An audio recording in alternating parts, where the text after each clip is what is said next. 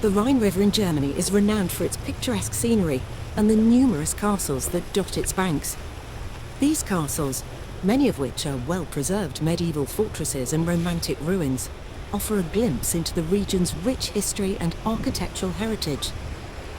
There are more than 40 medieval castles and fortresses along a 65-kilometre stretch of the Rhine River in Germany, specifically within the upper Middle Rhine Valley. This area, a UNESCO World Heritage Site, is known for its concentration of castles, many of which are situated on cliff tops overlooking the river. The upper Middle Rhine Valley between Bingen and Koblenz boasts the highest density of castles. The valley's cultural and historical significance has earned it recognition as a UNESCO site. The castles range from majestic ruins to beautifully restored structures, some offering dining and overnight stays. Many castles served as robber baron fortresses, used by petty rulers to collect tolls from passing boats. The castles are a major draw for tourists, especially those taking river cruises.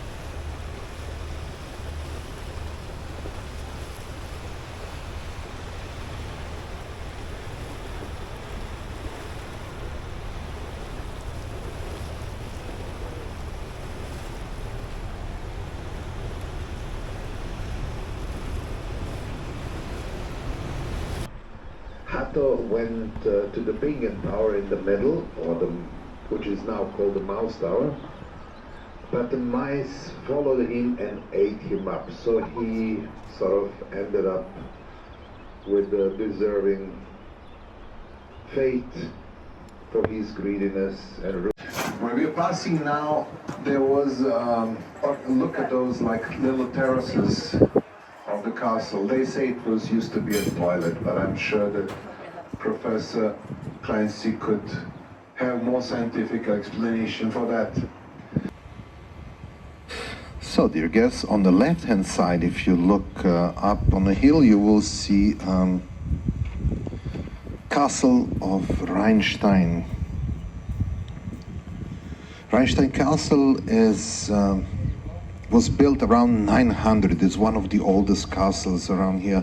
Of course, it was a custom house for the emperor. By the 17th century, it has fallen into disrepair and was described as a ruin even then. It was re-erected by Friedrich of Prussia between 1825 and 1829. Like most of the castles here on Middle Rhine, of course, it was a toll castle. It was built to guard and control a custom point. The actual toll collecting point was located down at the river or road, and the castle was built at a strategic location and belonged.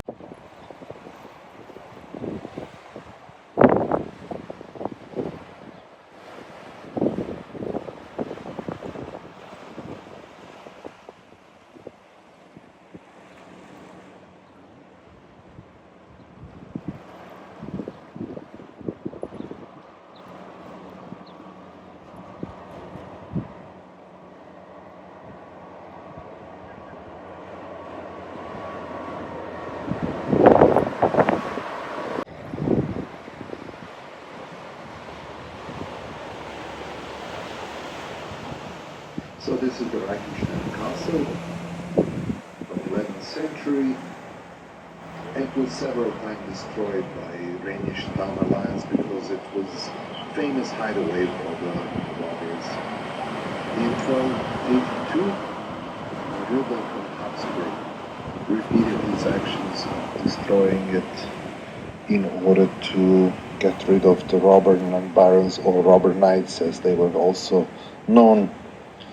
They were actually executed near the chapel of St. Clemens. In 1899, the Baron von Kirch-Puricelli bought it and started the renovation process. So today it looks really magnificent. It does have this curtain wall flanked by two towers instead of a central keep.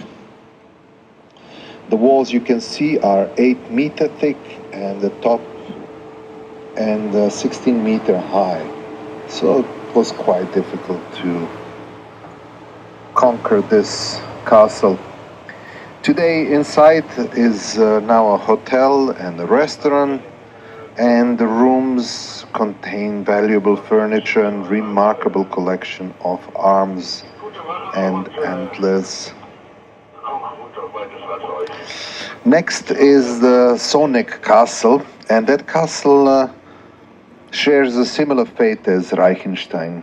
It was also home for robber knights, and it was destroyed as well twice during 13th century, and then of course one more time it was seriously damaged by French in 1689. It was rebuilt in a romantic style by Friedrich Wilhelm IV. Today the castle contains a maze of staircases, platforms and terrace gardens beneath the turrets. Today it is owned by a state, like most of the castles are. There is an institution that looks after all the castles, and it is also run by government. Lorelei, I would like to tell you a few things about Lorelei. So when we are passing the rock, then you don't have to listen to me. We're just going to listen to some nice music and enjoy the view. So still today the Rhine River is squeezed into its narrowest and the deepest point at the Lorelei Rock. The rock itself is 133 foot tall, and you will see it will be on our right hand side. We are turning now to the left, and the next corner will be a right corner, and this is where the Lorelei Rock will be, just above us. So again it will be on the right hand side. In the 19th century, still in the 19th century, the reefs and rapids made it extremely dangerous for ships and rafts to pass this point. The rock itself was already famous in the early Middle Ages for its good echo, so no wonder that plenty of legends were made around the rock. The name itself, Lorelei, comes from a German word, Lurel, which is in Rhine dialect a word for murmuring. And also part of the word is a Celtic term for lay, which means the rock.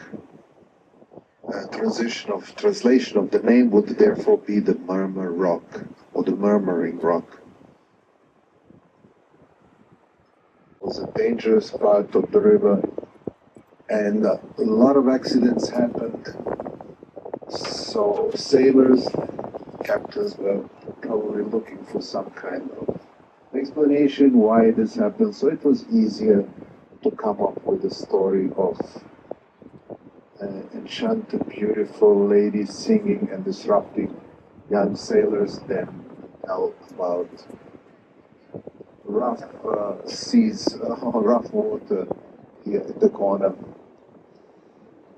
Now, of course, the story goes that rather than sentencing her to death for bewitching men and causing their death, the bishop consigns her to a nunnery, and accompanied by 3 knights on the way to the nunnery, she comes to the Lorelei Rock. She asks the permission to climb it and view the Rhine once more. And she does so thinking that she sees a ship with her love in it, and she bends over, falls to her death. Another legend says that she did not fall to her death.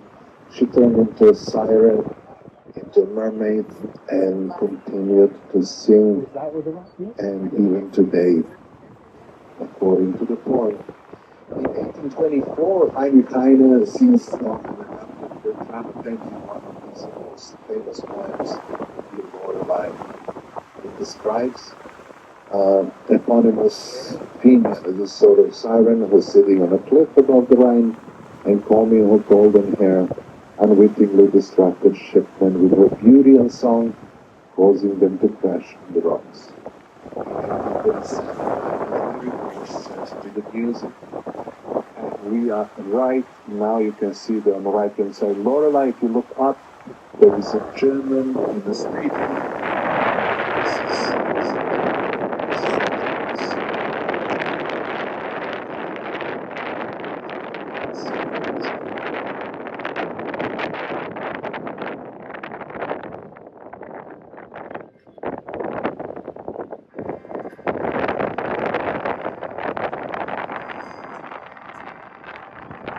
Ich weiß, dass alles bedeutet,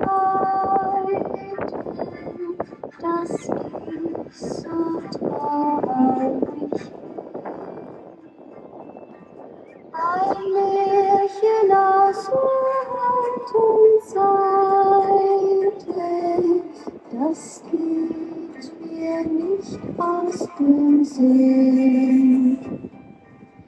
Die Luft ist kühl und es dunkelt und ruhig fließet der Wein. Der Gipfel des Berges vorüberkommt im Abendsonnenschein. Die schönste Jungfrau sitzt dort oben wunderschön. Der Fischer sieht nicht berichtet, er schaut nur in die Höhe. Ich glaube, die Wellen verschlingen am Ende Schiffe und Bahn. Und das hat mit ihren Seelen mir Lorelei getan.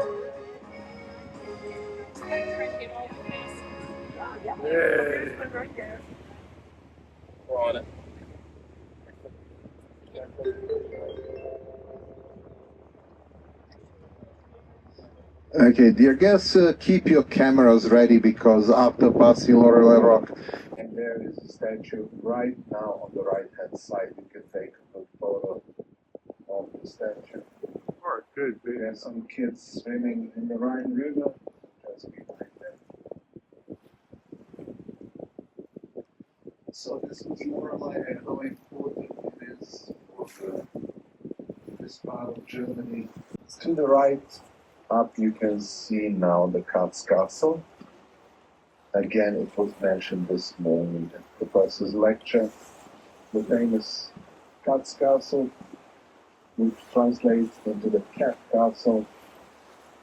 And it is called so because the owner was the famous and powerful family Katzenellenbogen. That's a complicated name and translates into the cat's elbow. They were the rulers of this region, very powerful family. And when another family tried to build a castle down the river, they were passing in a couple of minutes. They made it a mouse castle. I'm reading that. Cats and mouse.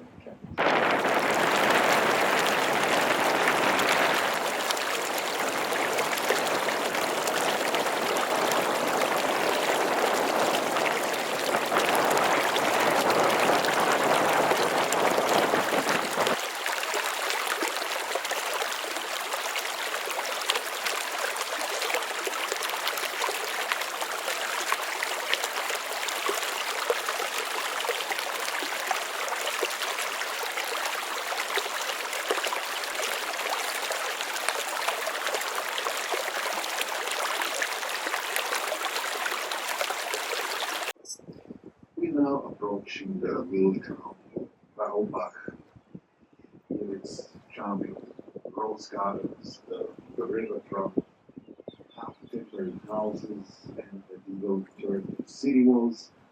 Raubach, on the right bank is best known for its magnificent marble castle. Marksburg Castle was built in 1100 and was expanded until the 17th century. What is interesting about Marksburg Castle is that it was the only fortress in this part of the Rhine Valley to escape unscathed from the 1689 invasion of Louis XIV armies. Today, its armory room, the torture chamber, even kitchen and ladies' apartments have all been preserved, as have medieval botanical garden and outer stairway to cavalry. It has been faithfully restored based on architectural drawings from the year 1607, and it has been furnished much as it must have been at the period. And it is a fascinating castle to visit. The ancient tower is about 130 feet high and has a commanding view. The circle part of the top of the tower is 26 feet high and was restored after it has been destroyed by artillery fire in March 1945 at the end of the World War II.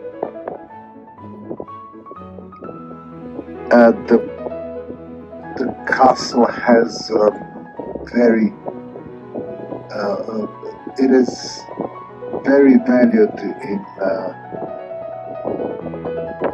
among all the castles here in the Rhine River that today it houses the German Castle Association.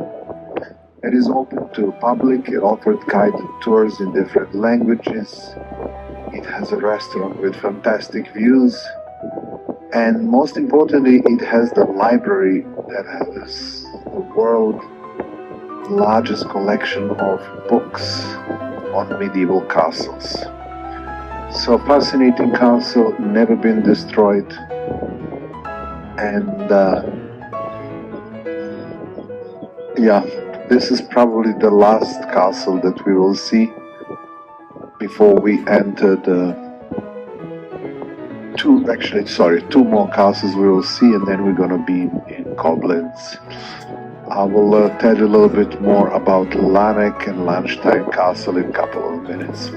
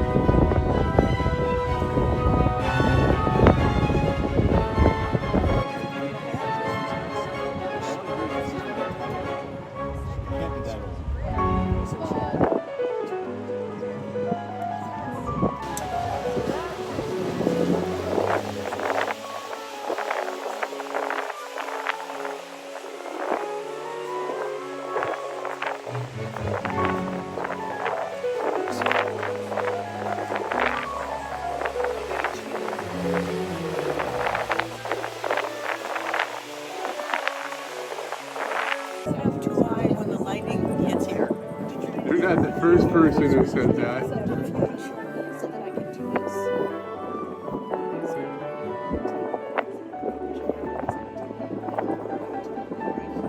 just saw another one.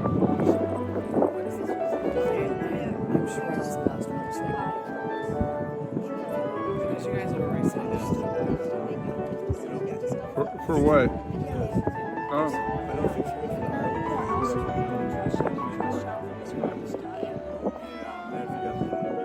Okay, smell it?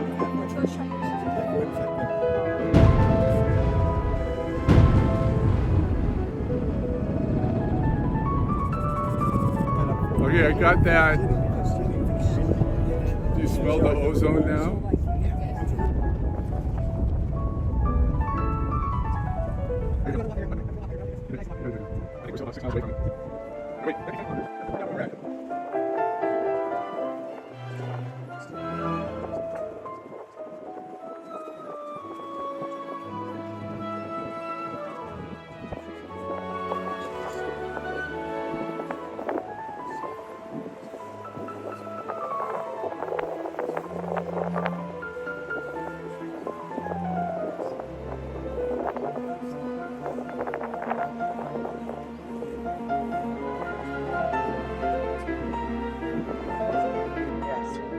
And the last castle on the right-hand side is the famous Ehrenbreitstein fortress. This fortress, as I said earlier, was built with the stones and from the quarry and from run-down castles that used to belong to the family. Katzenelnbogen. This castle has never seen a real combat. It's been built recently, probably more you will hear from your guides. And at the left-hand side, we are passing the famous landmark, not only for Koblenz, but for entire Germany. It is so-called the German corner of the Deutsches Eck. Koblenz derives its name from the Latin word of confluentus, and has confluentus meaning the confluence of two rivers, Chris, turn around. also and Rhine. And historically, from its strategic position Nancy. at the confluence, and No, right there. The lines of the two famous Oh, look at this regions statue. of the Rhine produces two valleys, Mosel and Rhine valleys. Koblenz used to levy tolls as well on merchants both passing from one river to the other. And during the Second World War, the town was severely destroyed. Today it still offers an attractive glimpse of its past. So the statue of the German corner is